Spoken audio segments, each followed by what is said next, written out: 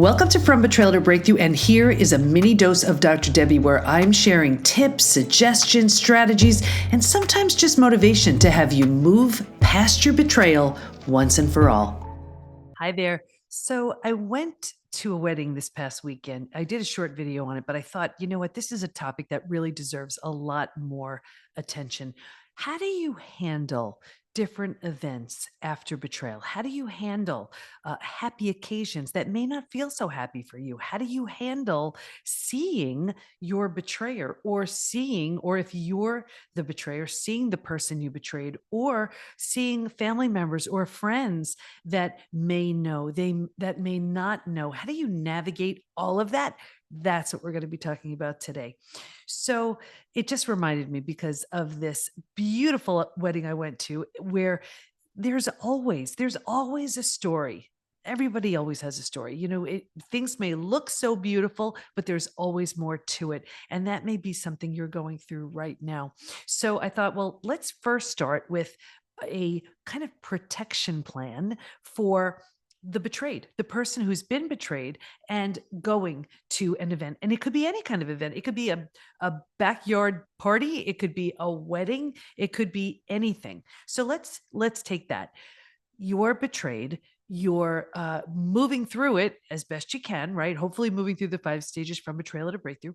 And then you get this invitation to this event and you may feel like, how in the world can I show up? This is going to be so uncomfortable. First of all, I don't even want to dress up. I don't want to go. It's going to be late. All of those things that go on. And now I may see the person who betrayed me. I may have to interact with the person who betrayed me.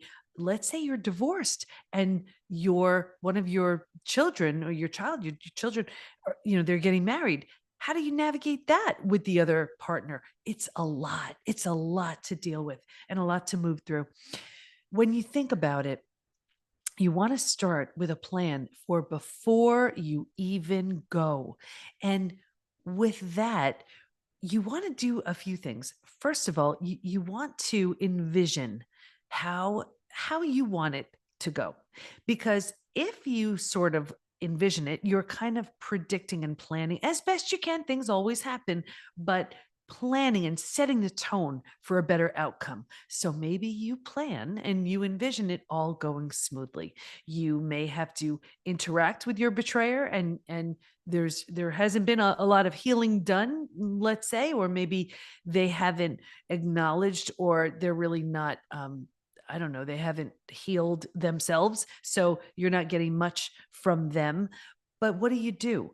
How do you protect yourself? Well, one thing is you may want to kind of put yourself in a little energetic protective bubble.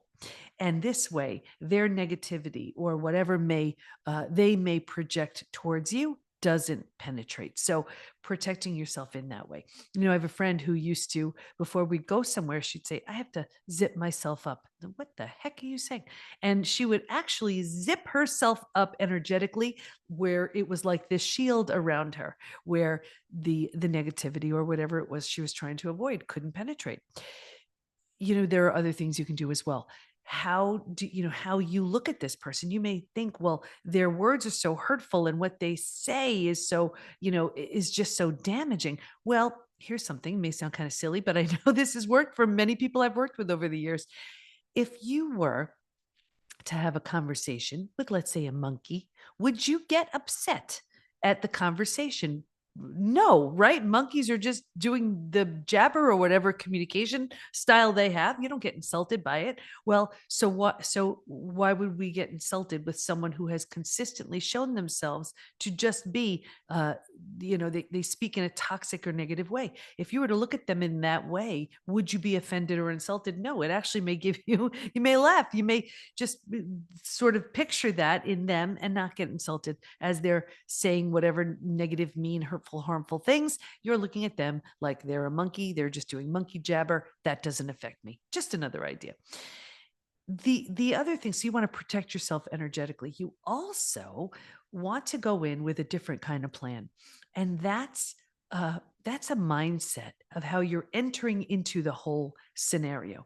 And the mindset here can be something like this. This event that I'm about to go to is all about the bride, is all about the groom, is all about the graduate, is all about the birthday person, whatever, and is all about whoever it is that's having that event. I am going to keep my focus on that because it's their special occasion, and I'm not going to have, because I didn't plan, allow myself to say or do something that I will later regret.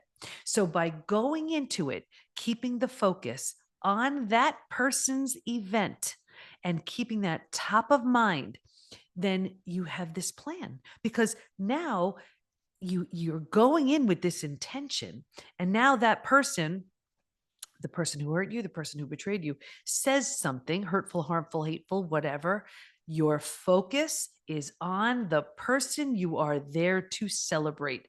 And with that in mind, and with that top of mind, it may help prevent you from just saying or doing something that you would leave that event and say, oh my gosh, what did I do? I let that other person get the best of me. And because of it, I wasn't there celebrating, fully celebrating this person's event the way I wanted to. So by going into it that way, you're going to help that as well. So we started with, you want to energetically sort of protect yourself, put yourself in that protective bubble, zip yourself up, have this intention going in with it where you're envisioning this really positive outcome, or the least amount of chaos kind of outcome, and then having a plan on top of that where you are keeping the person's event, the event you're going for, you are keeping it top of mind. So that's how you're going into it. Now, what happens when you're there? What happens if everybody knows about the betrayal and they all want to support you and they all want to be there for you and they all want to know how you're doing and they all want to ask you questions, and it's exhausting and you may not be ready and it may not be what you're up for just yet. I remember, I think it was Carolyn Mace who said, you don't want to speak from the wound. You want to speak from the scar. And I always thought that was so brilliant because I remember in the early days of my betrayal where I was invited to speak a few times. And I knew that if I spoke about my betrayal from that place, I wasn't healed enough. And I wasn't sure if I would later regret anything I said. And so I waited, and I was so glad I did. Not that, when you speak too early, you're sort of throwing somebody under the bus. You never want to do that. That's not helpful for anybody. But what you say may change definitely as you heal. So the more healing you have under your belt, the more your conversation changes a bit. And I'll never forget, I did 2 TEDx talks. The first one, stop sabotaging yourself. The second one, do you have post betrayal syndrome? The first one, stop sabotaging yourself, was 6 weeks after my betrayal, after my whole life crashed and burned as I'd known it. There I was on a stage doing a TEDx talk, and I wasn't ready to speak because it would have been from the wound and not the scar. So if you listen, if you watch that talk, you'll hear me hinting at it, but I don't come out and say it. And in do you have post betrayal syndrome? Then I did, but I was so glad because there was just too much pain and too much chaos and too much confusion. So by waiting and doing the work to heal, I mean, think about it. If you're in, I always talk about the 5 stages from betrayal to breakthrough. If you're in stage 2, you're going to be having a stage 2 conversation. You're having stage 2 thoughts. If you're in stage 3, same thing, a stage 3 conversation, stage 3 thoughts. Stage 4, even better, you're doing a tremendous amount of healing. Stage 4 conversation, stage 4 thoughts. And again, stage 5 conversation, stage 5 thoughts. So imagine if you're spending your effort and energy on moving through the stages, how the conversation changes, how you handle things changes so much. But let's get back to, if you're not healed, you're in stage 2, you're in stage 3, and people know. And now here you are meeting up with them, and everybody, they're coming at it from such a loving, well-meaning place. Maybe some not so well-meaning and not so loving, but let's imagine that they are. You have every right here to come up with a statement that just ends the conversation in a loving, kind way. And What you want to do though is you don't want to just decide on what to say. Then you want to plan this ahead of time, just how you plan the other things ahead of time about how to go into an event. Same thing here. Very likely people say, oh my gosh, I heard, are you okay? Whatever, right? And you want to have your plan. So maybe it's something like, I'm working on it. Thank you so much for asking. Or, you know what? You're such a great friend. I love you for asking. I'm doing the best I can right now. I will so reach out if I need more help or support. Something like that. What you are doing in something as simple as a one or two statement phrase right there is you're acknowledging how kind it is that they're offering to help, but you're not ready to share anymore then. But if you are, they're the go-to person that you will look for when it's time. So you see how something that simple says all those things because they really want to help you. They're coming from this place of love, of caring, of compassion, and they want to be there for you in the way you need. So it's very sweet and kind that they're asking, but if you're not ready to share, you want to come up with something ahead of time. So feel out and try it out and see which statement may feel like a fit for you. Is it something like any one of those, or a combination, or something that you create on your own? Come out with it ahead of time. I would even write it down, and I would even if you're bringing a bag, stick it in the bag. Check it when you go to the ladies' room, or if you're a guy, stick it in your pocket. And when you go to the men's room and you're reading that statement, just so you practice it enough that when it's time, you know what to say. You're acknowledging someone's kindness. You're validating that there they are trying to help you, and that's a very kind thing. You're doing the best you can right now. Not ready to go through more of it, but when you are, they will be the person you reach out to, and this way it encompasses so many beautiful things in one or two sentences. So feel out right there which one feels like a fit for you. So now think about what we've done so far. We have a plan as we go in. You're going to protect yourself energetically, right? You're going to keep the person, the people, the event, the birthday boy or girl, the bridegroom, the whatever event, you're keeping that top of mind, and those people, that person top of mind. So this way, that's who you're picturing the whole time. You're also having writing down something ahead of time, what you will say when these well-meaning people ask you for support, for they want to help you. What do you say to them? Want to come up with, I want you to have a plan for what happens with just how you're moving through it. Do you, is it the kind of situation where you may just really not want to go at all? Now, here's where you want to look at your regrets. And I know that sounds weird, but sometimes going feels kind of stinky and not going feels kind of stinky too. So you want to choose the regret that stinks less. Which one will you regret less? If it's a really important event, like let's say this is, someone really close, a dear a dear friend, a family member, someone you're super close with. And because you're in the early stages of your healing, or you're uncomfortable, or you're not sure what's going to happen, how, will you regret it if you don't go? Which one will you regret more? Not going because you didn't have a plan in place, or going and doing the best you could. You want to choose the regret that stinks less. So you want to picture that ahead of time, because by just saying no, let's just say you say, you know what, I can't deal with this. I can't move through this. It's too hard. I don't want to deal with anybody. I can't face anybody.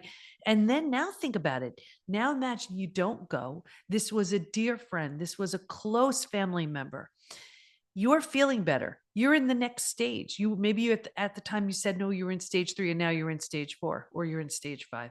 You may regret that you didn't go, right? So you really want to think this through, and having a plan may make it a little bit easier for you to go through this in a way that protects you, and where you do the best you can. So let's say you decide, you know what, I probably will regret it. You've done the which regret stinks less, and you decide, I would really regret it if I don't go. So I'm going to go and I'm going to use some of those strategies. Well, what happens also when you're there? How do you want to navigate that?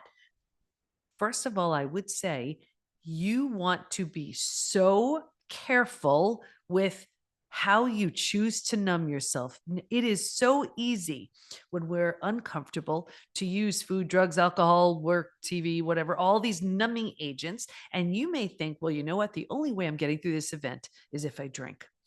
I would highly recommend against that one. Not doing that. You do not want to, because think about it.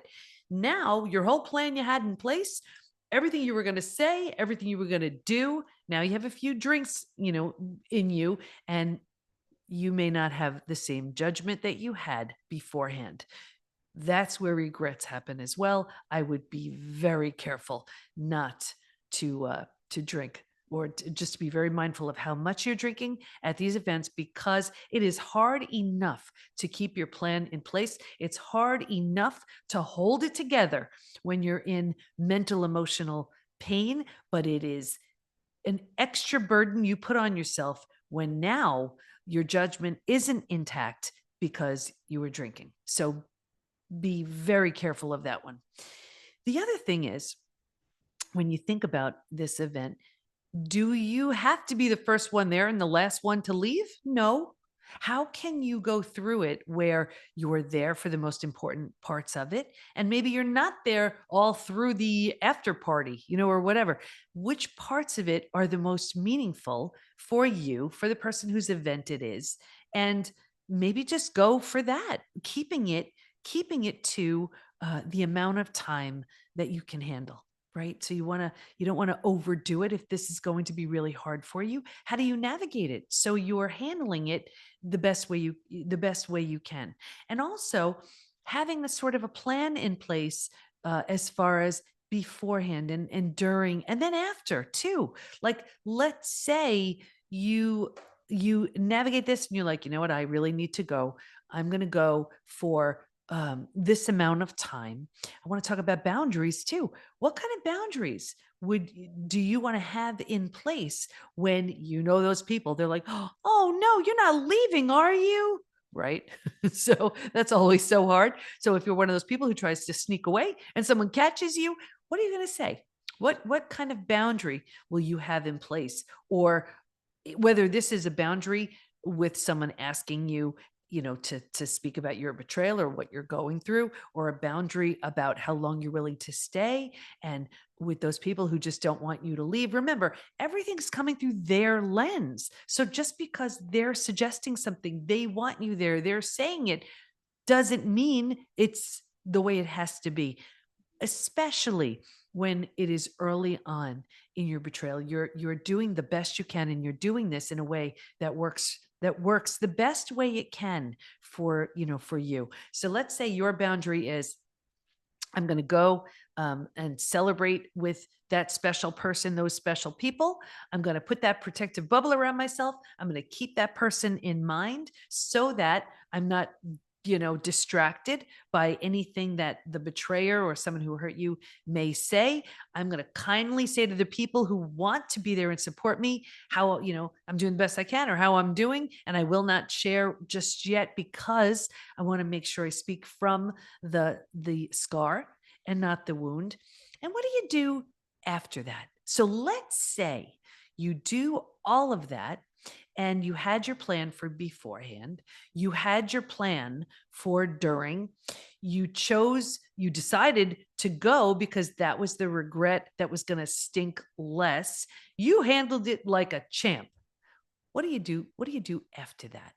After that, you celebrate. You celebrate you in whatever way recognizes, validates, acknowledges, and appreciates what you just did. You could have stuck your head under the covers and not tried. You could have avoided the whole thing. You could have numbed and distracted yourself, which so many people do, but you chose not to, because the stage 5 version of you made the decision that it was more important to celebrate that person because it was their event, and it was you didn't want to regret it. You did the best you could under the circumstances you were in. You handled it like a champ. Now you go ahead and you celebrate. Well, what does that look like? It looks like any way you acknowledge, validate, and appreciate you. Give yourself a big high five, take yourself out for dinner, you write yourself a love letter, you just say kind loving words to yourself, you be your own best friend, whatever that means and whatever that looks like, because this stuff is hard, is so hard. I remember and I think I wrote about it in Trust Again, where getting together with friends was brutal. Well, there was one time where it was early, really super early on in my betrayal, where my friends didn't even know. And I wasn't a good friend because the rules of the relationship were we're going to be there for each other, but I wasn't ready to share. And I didn't allow them to be there for me because I kept it to myself. It was brutal. But the regret of not going was going to stink more. So I would go, but I'd keep it to a short amount of time. I'd leave early. I couldn't eat. I could barely get any food down. And I remember thinking, I don't want to talk about myself. I just can't talk about myself. I just don't, what do I say? I don't want to acknowledge anything. So I would just talk about the kids. I would ask questions about them and everything going on. And then I would as quickly as I could, I would leave. That was my big concession. And then I remember leaving those events, just putting on soothing music as I was driving away, and just really having very loving conversations with myself, like, oh, you did a good job.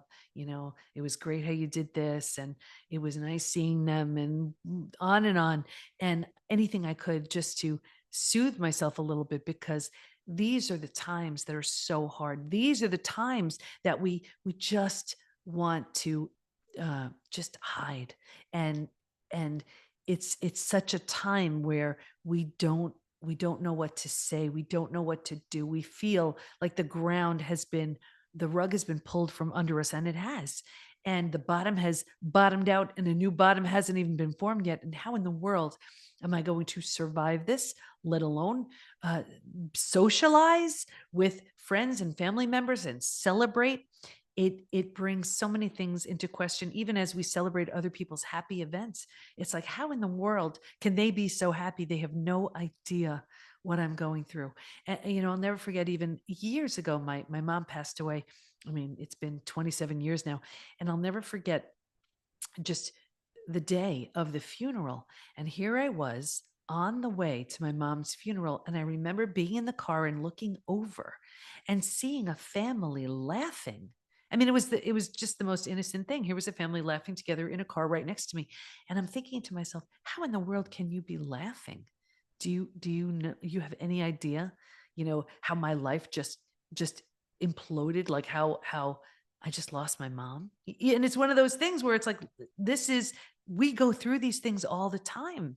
Even with my betrayal, I would see happy couples, and I'm thinking, oh my gosh, how in the world can they be so happy? Do you know what I'm going through right now? And anybody listening or watching this, that experience where you're going through something so painful, and you see other people living their life, and it's like, how can you be so happy? Do you not understand what's happening over here?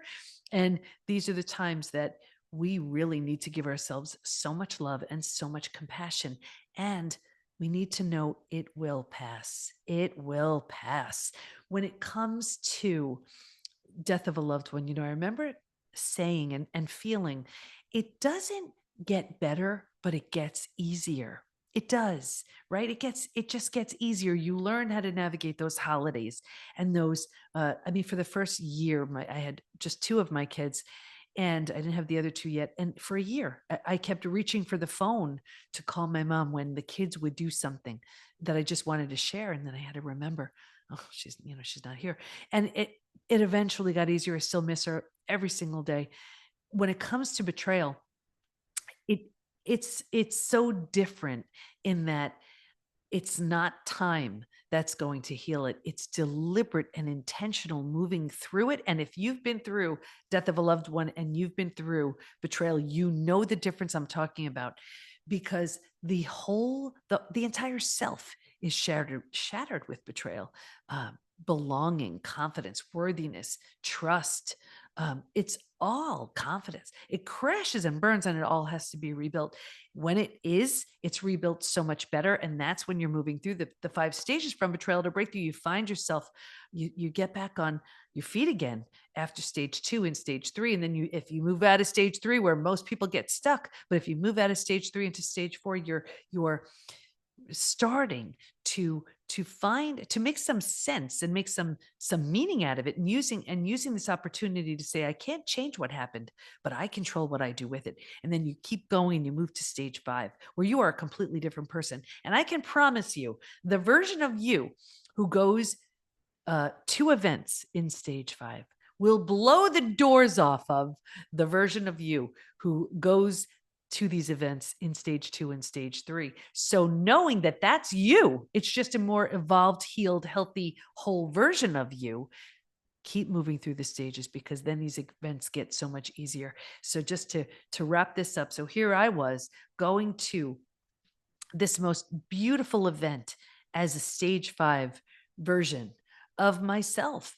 And I can imagine where I could have, if I didn't move through the stages, every event, every experience, every time I'd have a conversation with a friend or family member or someone well-meaning, just wanting to know how I was doing and what was happening, it would have been so brutal and so excruciating. So if that's where you are now, do the best you can. And just remember this plan that we talked about, where you're coming up with just to wrap this up, before you go, you're having this protection plan. Protect yourself energetically. Keep the focus on the person. Choose whichever regret stinks less. Don't drink, because it's going to throw off your judgment. Just protect yourself. Say with your friends or anybody asking you, have your plan in place, and then have your boundaries in place, what you want to share, how you want to move through it. Go for a little while, or whatever piece of this you want to do, and then acknowledge and celebrate a job well done. Betrayal is, you've heard me say it, one of the most painful of the human experiences. This was the person, or these were the people who gave us a sense of safety and security. So when this is the person, or these are the people, to shatter that very sense of safety and security, it's traumatizing. It's a lot to move through, and you can, and you will, as you move through the 5 stages from betrayal to breakthrough. So to wrap this up, if you have an event that is on your calendar, use whatever strategy or strategies I've shared that helps you move through it with the ease and the grace, giving yourself the love, the compassion, the space you deserve as you move through this. I see only the stage 5 version of you, and that's who's hiding under maybe some layers of fear and doubt and insecurity and beliefs that no longer serve. So if we can help you, let's do that. That's all we do within the PBT Institute, is get you to your stage 5 self, so you can successfully navigate all of these journeys through life that you're going through now, and that you will have available to you as you keep moving forward. I hope this helps, and I'll see you next time. You need the right tools, support, and the right community to move through the 5 stages from betrayal to breakthrough. And we have all that within the PBT Institute. So join us at the PBT, as in post-betrayal transformation, thepbtinstitute.com.